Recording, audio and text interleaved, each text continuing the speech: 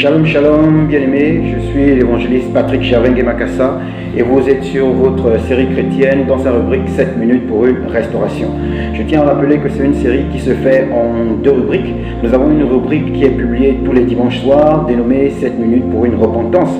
Et tous les jeudis, nous avons la rubrique 7 minutes pour une restauration. Et ce jour, je vais partager avec vous un thème assez intéressant qui est le suivant: vaut mieux la fin d'une chose que son commencement et son parcours. Vaut mieux la fin d'une chose que son commencement et son parcours. Déjà, de par ce thème, je voudrais amener à faire comprendre que ce qui importe, comme le dit la parole de Dieu, c'est la fin d'une chose et non pas le commencement et encore moins le parcours. J'ai pour référence biblique dans ce qui va me conduire ce soir le livre de la Genèse chapitre 37 en entier, chapitre 39, chapitre 40 et chapitre 41. Il s'agit de l'histoire de Joseph, que certains connaissent certainement. Joseph, c'était le 11e fils d'un patriarche nommé Jacob. Joseph, c'était le fils de la vieillesse. Et Joseph est le premier fils de la femme aimée par Jacob, qui est Rachel. Joseph, durant son enfance, il avait une enfance gâtée. Pourquoi? Parce que c'était un enfant qui était rapporteur. Rapporteur parce qu'il ramenait à son père les dires de ses frères, ce qui mettait ses frères en colère.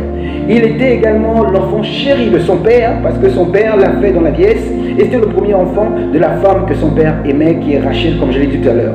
Et également, Joseph, cela emmenait de la haine et de la colère dans le cœur des frères, parce que le père de Joseph aimait plus Joseph que ses autres frères. Donc Jacob aimait plus Joseph, ce qui donnait de la haine, de la rancœur dans les cœurs de ses frères. Et également, Joseph était le choix de Dieu, et lorsqu'il a raconté les 2 songes qui a montré ce que Dieu devait faire avec lui, cela a encore mis de la haine et de la colère dans le cœur de ses frères.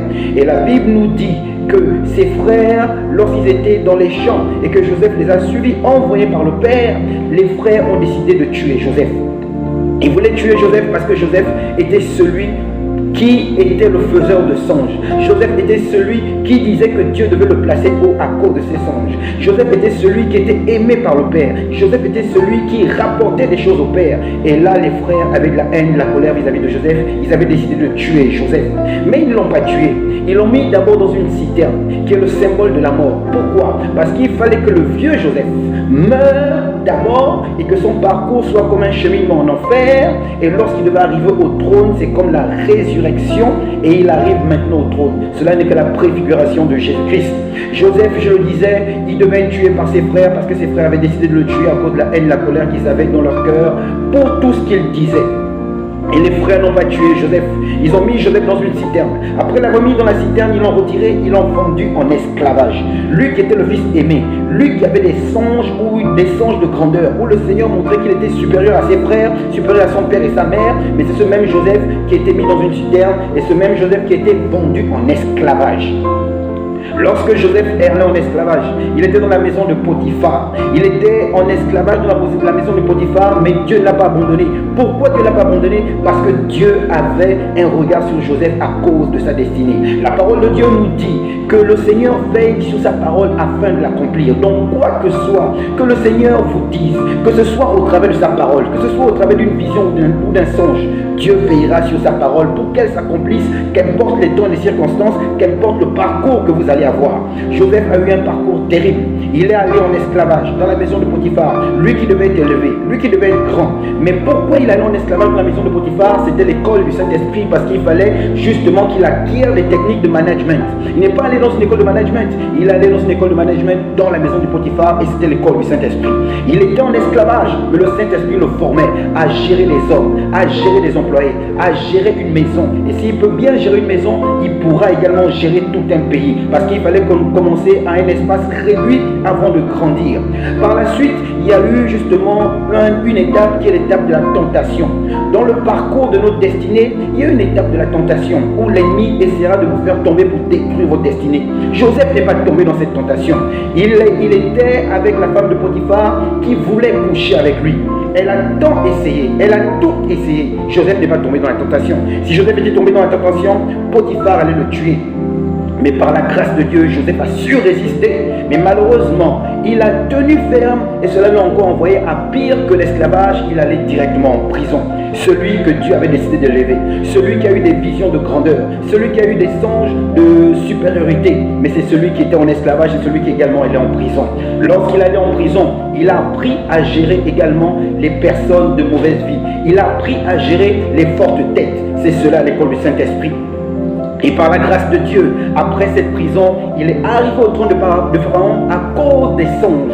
Non seulement qu'il avait d'abord pu donner l'explication en prison aux employés ou aux hommes de Pharaon qui étaient avec lui, mais également parce qu'il a donné clairement à Pharaon ses songes.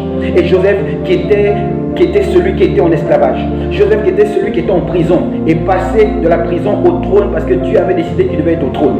Qu'importe le cheminement que vous avez, qu'importe le départ de votre cheminement, ce que Dieu a dit que vous devez être, vous le serez forcément. Ne regardez pas à ce que vous vivez, ne regardez pas comment ça commence, regardez à ce que Dieu vous a dit et Dieu vous établira obligatoirement sur votre destinée prophétique telle qu'il a prévu. Tout de même, j'avertis, lorsqu'on arrive au trône, il y a un problème. Et c'est le défaut de Joseph que beaucoup ne connaissent pas. Joseph est rentré en alliance avec Pharaon. Parce que la Bible nous dit que Pharaon l'a mis son anneau. Pharaon l'a mis des vêtements de lin. Pharaon l'a fait marcher dans les rues d'Égypte. Et il a demandé au peuple de se prosterner devant Joseph. Voilà pourquoi, à un moment donné, la Bible nous dit que Jacob a dit à Joseph, donne-moi tes deux fils. Et quand nous regardons la sortie d'Égypte, après l'esclavage, nous voyons qu'on ne parle pas de la tribu de Joseph, mais on parle de la demi-tribu de Manassé et d'Éphraïm, qui sont les deux fils de Joseph. Joseph arrive au trône parce que Dieu avait prévu cela. Mais Joseph a posé un acte que Dieu n'avait pas demandé. Il a fait une alliance avec Pharaon. On peut être au trône sans faire alliance avec Pharaon. Donc faisons attention. Quand Dieu va vous élever, quand Dieu va vous placer haut, le diable va également vous attendre pour rentrer en alliance avec vous. Ne faites pas cette erreur comme Joseph. Allez-y de zéro, arrivez à héros, au trône tel que prévu par Dieu, mais ne rentrez pas en alliance avec l'ennemi. Gérez comme il se doit, selon la volonté de Dieu, mais ne faites pas alliance. Ne regardez pas vos commencements, ne regardez pas vos parcours. Regardez à ce que Dieu a dit que vous serez et vous le serez obligatoirement. Amen. J'ose espérer que ce court message vous a édifié. Alors attachez-vous toujours à Jésus et dites-vous bien que votre destinée est entre ses mains et nul ne pourra la ravir. Shalom, shalom, à la semaine prochaine.